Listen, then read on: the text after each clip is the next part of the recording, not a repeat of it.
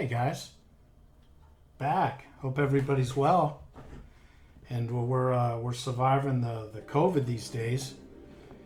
I think I think we're finally battling through it with all the vaccines, and the infection rates are down a little bit. So I think we've been doing okay. I hope everybody's been well out there. Happy New Year and everything. Took a little trip, got out of the house. Cece and I went up to Reno and hung out with my buddies at the pepper mill last week, and put in about 40 or 50 hours. That was fun, and there were some really great hands that I wanted to tell you about. And the funny thing is, it in the short term it's luck, in the long term it's skill, especially no limit cash. But the question is this: is Ace King really better than Ace Queen?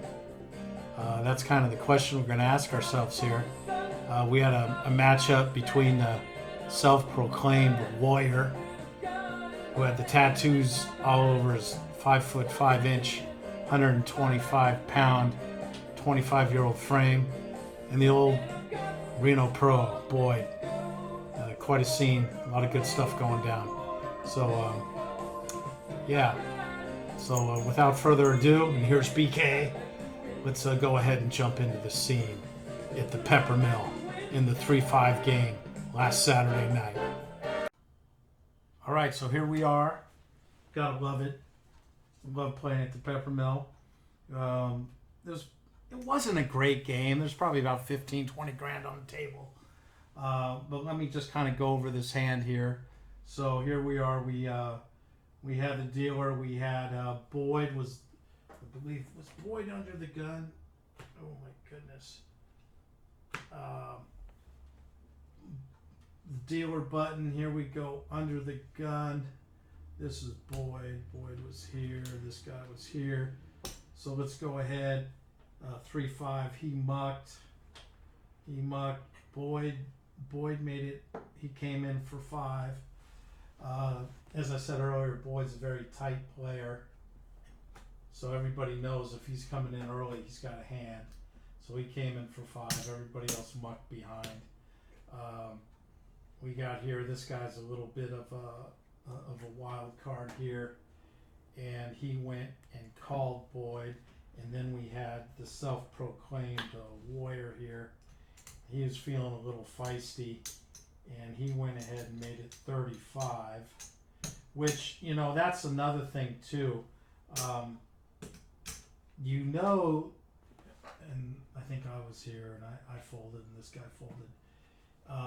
If you got a player like Boyd who's been playing forever, he's tight as a rock, if he's coming in and you raise him, you got to know that he's probably gonna re-raise you, or maybe even come over the top all the way. So of course it came back to Boyd here, and let's pull these in a little bit so we know that we've got cards. And sure enough, he made it 135 total. Okay, dude here, a little bit of a gambler. He agreed. He wanted to play. And of course, the warrior was coming in because he had quite a hand. All right, so that's what we had there. We got 3 players, each in at 135. Okay, so that's 405 in the pot, which is kind of here nor say because the pot ended up going all in. All right, so Boyd was first act.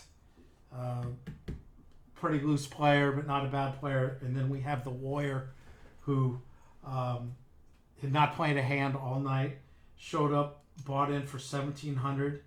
Then he went to his shoes and he pulled out another 320s and got it up to 2 grand. So he was in for 2 grand. And as I said earlier, he had not played a hand all night, but he's the kind of guy that would sit there and he'd tell you how you misplayed your hand. Because my guess is he was a pro, probably living at his mom's house, not paying rent. So anyway, here came the flop, action flop, Ace-7 Queen. Okay, very good. Ace-7 Queen. Boyd went ahead, liked the flop. He made it. I think he made it 250. Okay.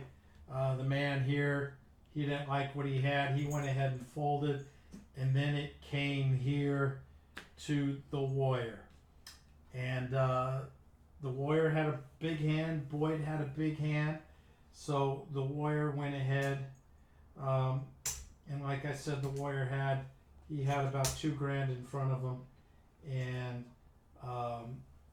he went ahead and he did something that I thought was a little unusual. I usually see this at the end of the deck, but the warrior went ahead and showed his ace and called the 250.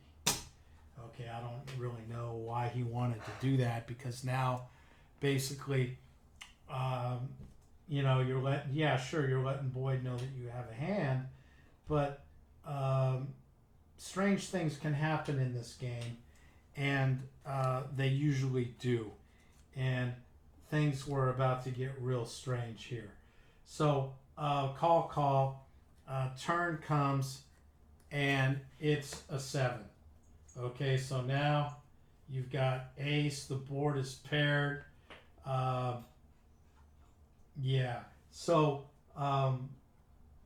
Boyd went ahead and he checked, and the warrior also checked. Okay, which is here nor there. Then came the river card, the money card, and this is why you don't want to show the opponent what you have. Understand, there was let's see, what was there? There was about 700 in the pot, and the warrior still had about $1,600 left. So he was still in pretty good shape. Okay. Boyd knows that the warrior has an ace. Okay. Now, knowing that Boyd is also a tight player, you're either putting Boyd, you're putting him on, ace, king, ace, queen, maybe a pair of kings.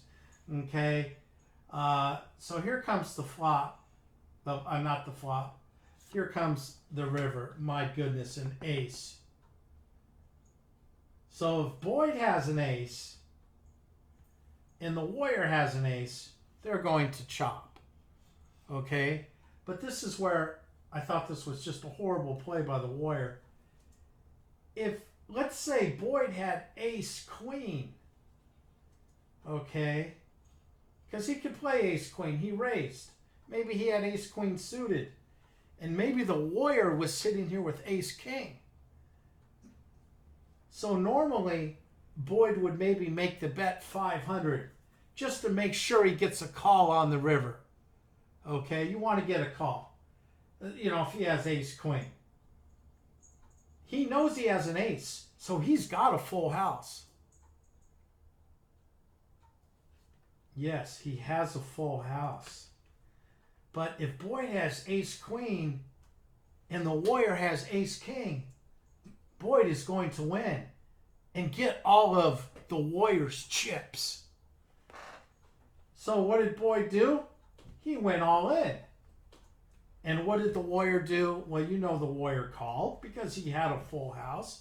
The problem is the warrior had aces full of 7s with the king that didn't play.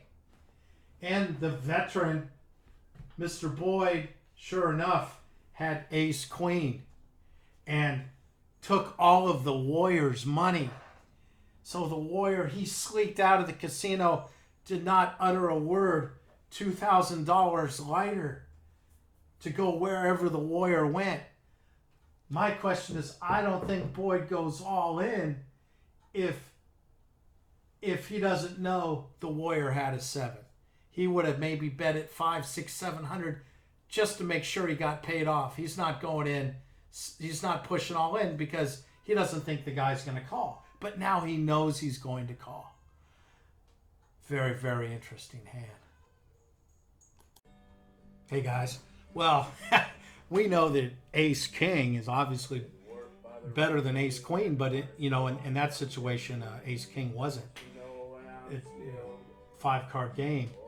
But the thing is, You never want to give these guys any information.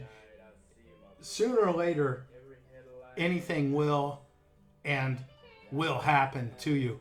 And I really think that costs a lawyer a bunch of money. But hey, man, what comes around goes around. And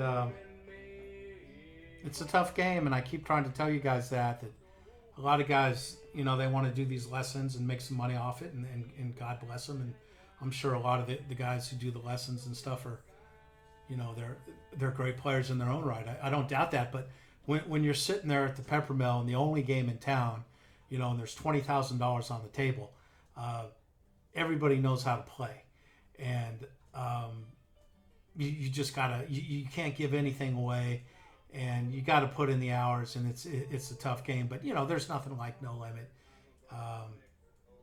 It's just exhilarating, and then to watch an old cagey veteran like Boyd, who was actually stuck before that hand, get really healthy on that hand. That was kind of funny.